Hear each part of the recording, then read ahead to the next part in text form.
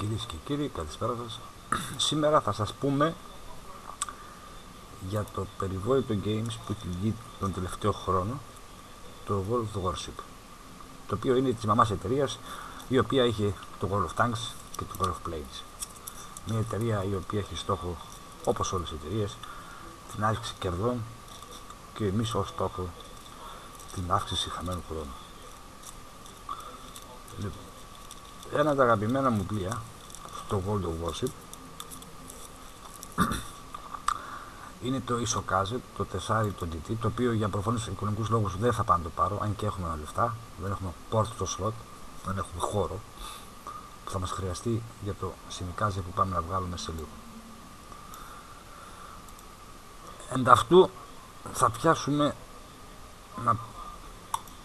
να σας αναλύσω το Fubuki, ένα περιβόητο DT, ένας φωνιάς που τα λέγαμε, όπως λέω κι εγώ, που κάνει άπειρες μάχες και άπειρες είναι σχετικό, εντάξει. Λοιπόν, είναι ετούτο εδώ που βλέπεις, ετούτο this is Fubuki. Το Fubuki δε φημίζεται για πολλούς και όμορφους απλούς λόγους. Έχει 6 τορπίλες, 2 σετ των 3, τα οποία το damage τους κυμαίνεται φτάνει με τις 4 τορπίλες στα 17.233. Citadel παίρνεις άνετα, detonation καμιά φορά μας σε τύχει κανένας ψόφιος μπαντημένος εκεί. Στις μοντούλες του δεν έχω βάλει, όπως βλέπετε, το τελευταίο σκάφος, γιατί είναι μείον στο main turrets. Δεν έχω βάλει τα δεύτερα κανονάκια του, τα οποία είναι, τα θεωρώ άχρηστα.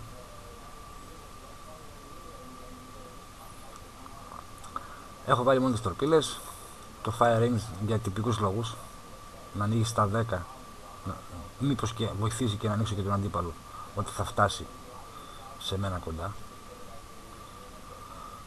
Είναι ένα DT το οποίο μπορεί να παίξει και αναμένεται να παίξει μεγάλο ρόλο στα clan battle και στα team battle, όταν και εφόσον τα ανοίξει η εταιρεία. Ευελπιστούμε να μας τα ανοίξει, διότι όπως βλέπετε ο μαγικός αριθμός 27.000 δεν πιστεύω να ανέβει παραπάνω, άντε βία 33-35.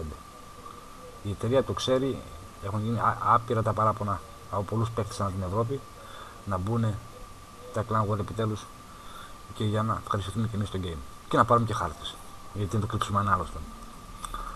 Λοιπόν, να παρουσιάσουμε τον καπετάνιο του Fubuki. Είναι ένας απλός καπετάνιος χωρίς πολλά skill. Δεν υπάρχει το repair, δεν υπάρχει το secondary, δεν υπάρχει το artillery. Άλλοι λένε βάλτο, εγώ δεν το θεωρώ άχρηστο για το DD. Τα 5 κύρια skill που πρέπει να έχει ένα DT είναι τα εξής. Ανεβάζουμε μεν και επόμενο πόντο για να μπει το repair, αλλά στην παρούσα φάση το αφήσαμε τελευταίο γιατί δεν χρειάστηκε στον καπετάνιο. Πάντα χρειάζεται να μπει στο repair, αλλά θα γίνει και αυτό με την πορεία. Το πρώτο που υπάρχει είναι το situation, δεν ξέρω και αγγλικά καλά, συγχωρέστε με. Είναι για να μην ανάβεις, είναι για να, όταν ανάβεις τον εχθρό να σε βγάλει σήμα ότι κάποιος σε σποτάρει, κάποιος έχει δει, κάποιος ετοιμάζει να κάνει το κλικ, το φωνικό κλικ και να σε στείλει αδιάβαστο. Αυτό το αποτρέπει χαρακτηριστικότατα. Στο επόμενο δεύτερο skill είναι το Torpedo Armament Expertise, το οποίο σε βοηθάει, έχεις 10% λιγότερο reload στις τορπίλες σου και μείον 10% στο service time της τορπίλες, το οποίο όταν θα βάλεις και αυτό το skill θα φτάσει στα 25 και ούτω καθεξής. Έχει και άλλα skill. Το τρίτο skill είναι ο καπνός.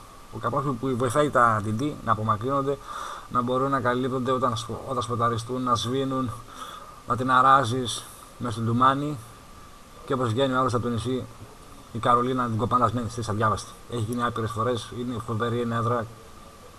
Το μόνο κακό είναι ότι όταν φτάσει ο αντίπαλος στα 4 χιλιόμετρα σε έχει σποτάρει.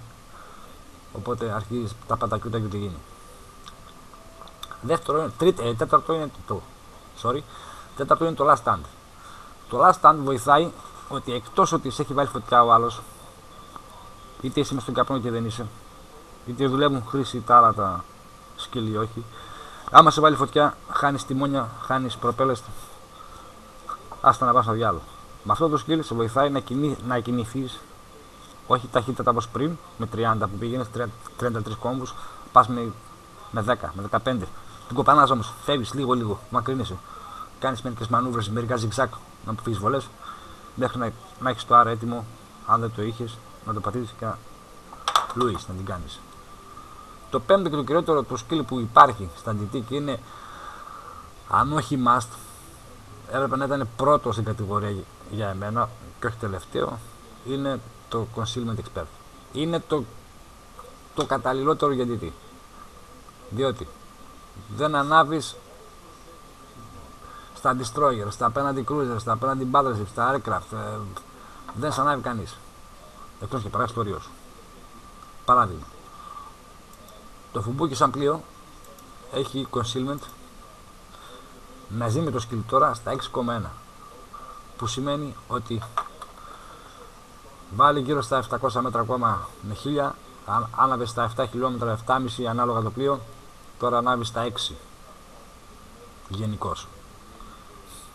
Συνυπολογίζεται βέβαια και το που σου λέει εδώ, ας πούμε, το skill ότι 10% στα Destroyer, οπότε άμα ανέβει στα 7,1 τώρα ανέβει στα 6. Είναι μεγάλη δουλειά.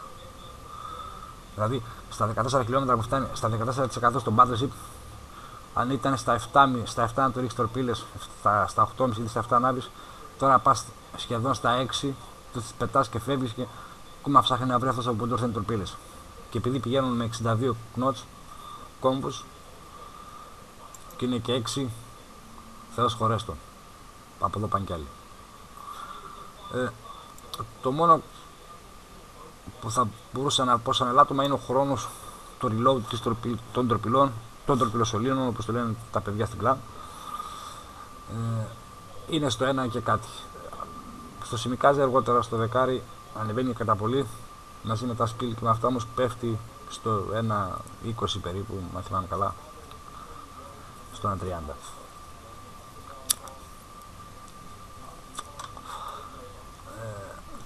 Αυτό το DD το έχουν παίξει πολύ. Το παίξανε και στον Alpha Tester, το παίξανε και στο Super Tester πριν μπούμε εμείς σαν Alpha Tester, τα παιδιά, εγώ δηλαδή.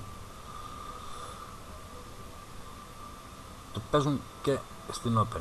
Ο λόγος που αποφάσισα να παρουσιάσω αυτό το πλοίο είναι διότι στα Clan War 6, 8, 10, άμα θα μπουν τα tier, όπως είναι στα άρματα, τα Hellcat, τα παρόμοια, το Rheinmetall, το S3, τα δεκάρια ξέρω εγώ, το Mouse και αυτά και τα άλλα που είναι, τα 52 π.χ.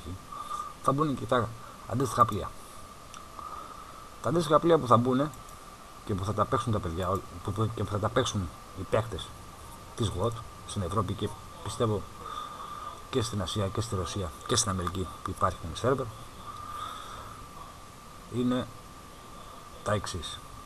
Θα είναι το Σοκάκου του Αμερική, το Ιαπωνέζικο, τον φόρο, θα χρειαστεί σαν άρτη, τη δουλειά του άρτη περίπου θα κάνει.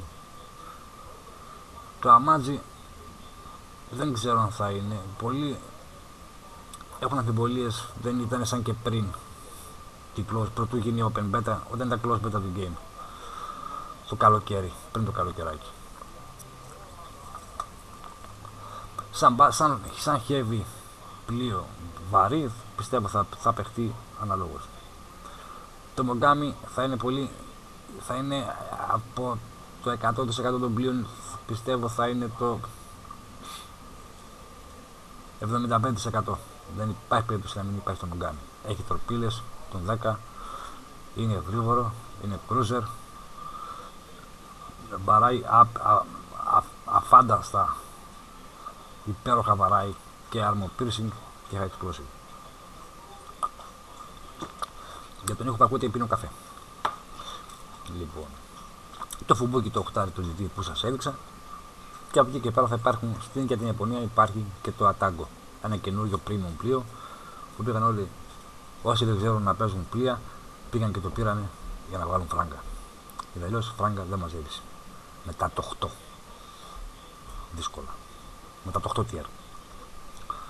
Στην Αμερική τα πράγματα θα είναι λίγο πιο εύκολα, διότι μπορεί να μην υπάρχει premium 8.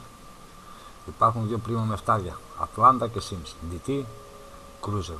Μικρή εμβέλεια, μικρό fire range, μεγάλη ζημιά δε. Δεν προλαβαίνεις να σβήσεις το ένα και να έχουν 3 φωτιές, 4. Και άμα να έχουν 3 φωτιές και κινείσαι, καλή νύχτα. Είναι το Benson, DT, φοβερό αμερικάνικο, μακριά, όποιο ιαπωνέζικο δει αμερικάνικο, το σταυρό και δρόμο. Δεν υπάρχει περίπτωση να γλιτώσει. Νέα Ορλεάνη, καλό κρουζεράκι. Νορθ Καρολίνα, πολύ τελευταίο καιρό παραπονιούνται και μέσα από τους αγώνες τους βλέπεις, βρίζουν, κάνουν ράνουν, το πλοίο δεν παλεύεται, δεν αντέχεται. Εκεί που είναι καλή δουλειά είναι στο Αϊόβα και μετά στο δεκάρι. Το Lexington, πολύ καλό aircraft carrier, CV, αεροπλανοφόρο, καλές μονάδες με τα σκριν να δουλεύουν τούμπανο. Στα δεκάρια, εντάξει, είναι το ίδιο, η Μοντάνα, η Des Moines, η Gearing και τον Buffalo που θα μπει στο μέλλον. Δεν το ξέρουμε ακόμα, περιμένουμε. Ευχαριστώ πολύ. Να είστε καλά, καλή συνέχεια. Στο επόμενο βίντεο μας, πρώτο Θεός, Ελκόρτο από G1 Navy. Σας ευχαριστώ πολύ που παρακολουθήσατε το βίντεο μου.